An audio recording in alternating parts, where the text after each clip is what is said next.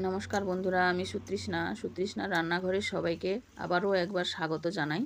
আজ আমি তোমাদের চিকেনের একটি নতুনভাবে রেসিপি তৈরি করে দেখাবো। একদম নতুনভাবে। একঘেয়েমি চিকেনের রেসিপি খেতে ভালো লাগে না, সেই জন্য দেখবে একটু অন্যভাবে রান্না করলে তখন খুবই ভালো লাগবে খেতে। এই রেসিপিটি তোমরা একবার বাড়িতে ট্রাই করবে, দেখবে খুবই ভালো লাগবে। চলো দেখে নেওয়া যাক কীভাবে এই রেসিপিটি তৈরি করছি।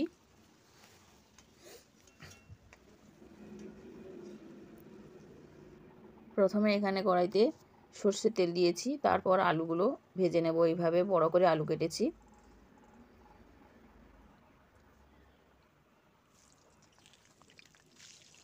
নুন দিলাম, হলুদ দিলাম। এই দেখো আলু ভাজা হয়ে গেছে, এবার নামিয়ে নেব।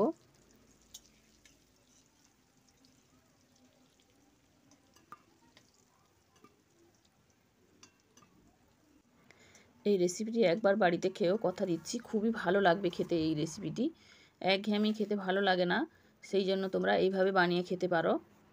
এরপর দেখো চিকেনটা ভালো করে ধুয়ে নিয়েছি আমি, আর এরকম সাইজের কেটে নিয়ে এসেছি। বেশি বড়ও করিনি, বেশি ছোটও করে কাটা হয়নি। ভালো করে ধুয়ে নিয়েছি। এইবার ওই আলু ভাজা তেলেই মাংসগুলো ভেজে নেব। এখানে কোনো নুন হলুদ বা কোনো কিছু দেইনি।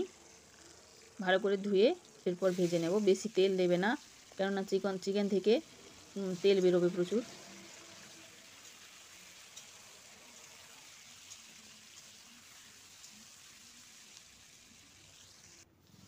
এই দেখো কতটা তেল বেরিয়েছে, ওই তেলেই রান্না হয়ে যাবে।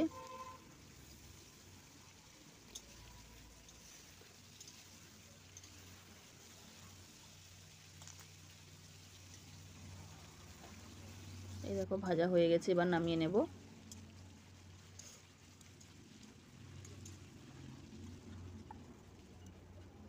এবার নামিয়ে নিয়েছি। এইবার এর মধ্যে কিছু মশলা দিয়ে ম্যারিনেট করে নেব। টক দই ফেটিয়ে ভালো করে দিয়ে দিলাম।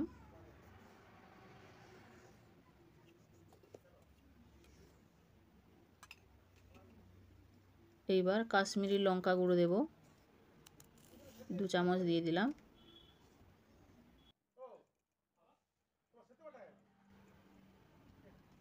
ধনিয়া গুঁড়ো দিলাম, নুন দিলাম স্বাদ মতো, গরম মশলার গুঁড়ো দিলাম। এবার ভালো করে সব মশলা মিশিয়ে নেব।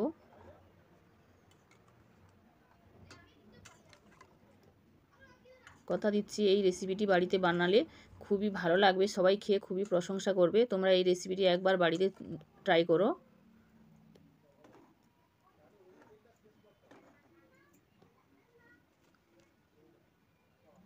হলুদ গুঁড়ো দিলাম,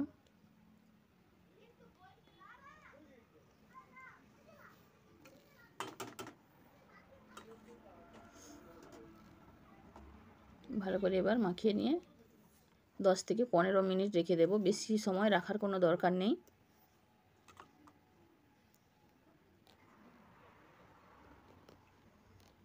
হয়ে গেছে। এইবার ওই তেলেই, আর তেল দিইনি, দেখো তেজপাতা দিলাম, এলাচ আর দারচিনি দিলাম। এলাচ 3টে আর দারচিনি 1 ইঞ্চি করে দুটো, গোটা জিরে দিলাম। এবার ভালো করে ভেজে নেব।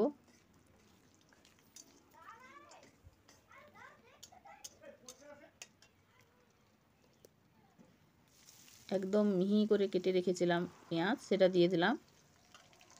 মোটা করে কাটবে না, একটু সরু করে পেঁয়াজ কাটতে হবে, যেহেতু এটি কারি কারি হবে সেই জন্য।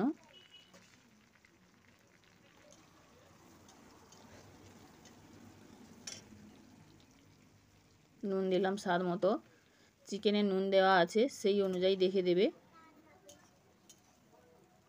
এই দেখো পেঁয়াজ কষানো হয়ে গেছে অনেকটা। এরপর রসুন বাটা দিয়ে দিলাম,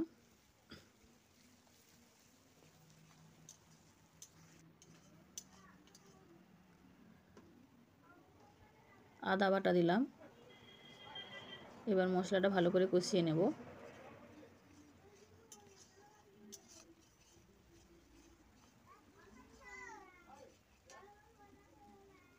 হলুদ গুঁড়ো দিলাম। হলুদ গুঁড়ো দেওয়ার কারণে কালারটি খুব সুন্দর হবে। টমেটো বাটা দিয়ে দিলাম। আবারও ভালো করে মশলাটা কষিয়ে নেব।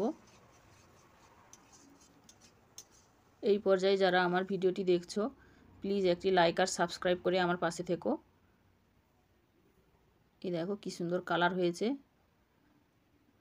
এইবার ভেজে রাখা আলুগুলো দিয়ে দিলাম।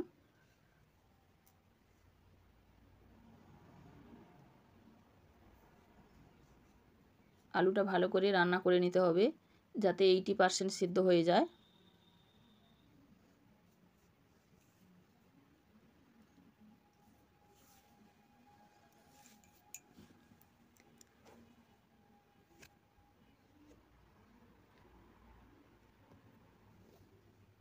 এবার ঢাকনা দিয়ে দেব। এই দেখো কি সুন্দর হয়েছে, কালার ছেড়েছে, তেল ছেড়ে দিয়েছে। এইবার ম্যারিনেট করা চিকেনটা দিয়ে দেব।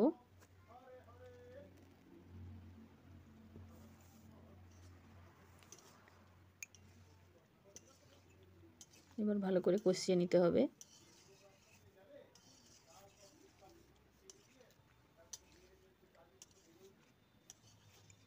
যেহেতু চিকেনটা একটু ভাজা আছে সেই জন্য বেশি সময় কষাতে হবে না। এইবার ঢাকনা দিয়ে দেব।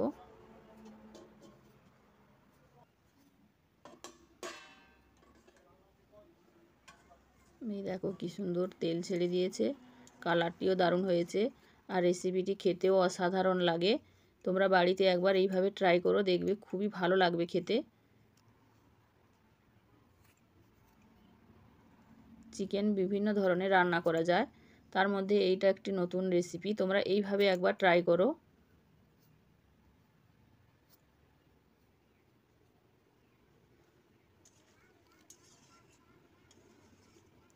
আর আমার রেসিপিটি যদি ভালো লাগে প্লিজ একটি লাইক আর সাবস্ক্রাইব করে দিও।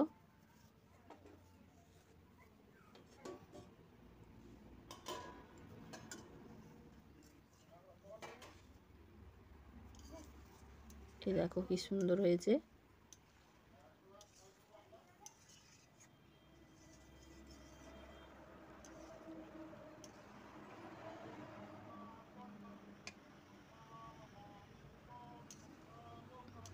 আলুগুলো সেদ্ধ হয়ে গেছে। এইবার অল্প করে জল দিয়ে দেব, গরম জল। যেহেতু এটি কারি কারি হবে সেই জন্য অল্প জল দেব।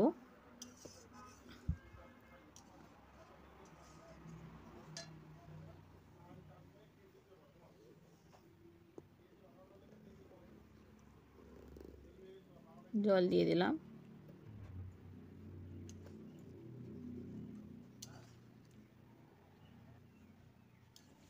দই দেওয়ার কারণেও কালারটি এত সুন্দর হয়েছে। আর কাশ্মীরি লঙ্কার গুঁড়ো দিয়েছি, অন্য কোনো ঝাল ব্যবহার করিনি। তোমরা চাইলে এখানে লঙ্কার গুঁড়ো দিতে পারো এবং কাঁচা লঙ্কাও দিতে পারো।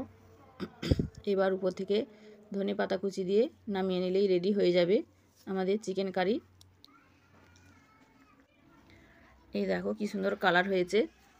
তোমরাও বাড়িতে এইভাবে ট্রাই করো, খুবই ভালো লাগবে খেতে। রেডি হয়ে গেছে আমাদের চিকেন কারি। এবার নামিয়ে নেব।